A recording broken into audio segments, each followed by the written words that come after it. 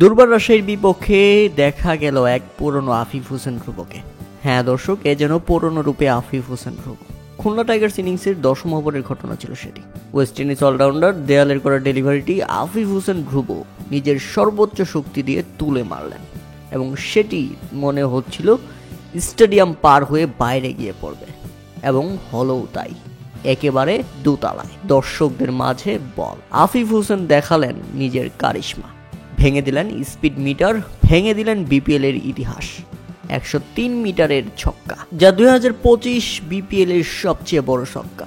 কেননা এতদিন সবচেয়ে বড় ছক্কা 98 মিটার ছক্কা হাঁকিয়ে তানজিদ তামিম 1 নম্বরে ছিলেন, কিন্তু আজকে আফিফ হোসেন ধ্রুব সেটা ভেঙে দিয়েছেন এবং শেষ পর্যন্ত খেলেছেন 42 বলে 56 রানের দুর্দান্ত ইনিংস।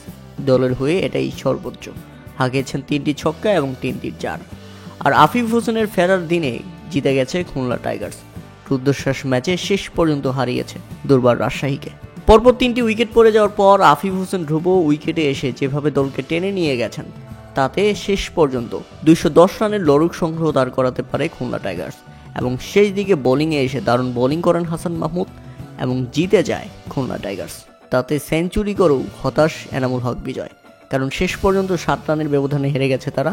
দলকে জেতাতে না পেরে সেঞ্চুরির উদযাপনটাও হয়নি তার। প্রিয় দর্শক, আফিফ হোসেন ধ্রুবর এইভাবে ফিরে আসাটা এবং তার এই ছক্কাটা কেমন উপভোগ করেছেন তা অবশ্যই আমাদের কমেন্ট করে জানাবেন।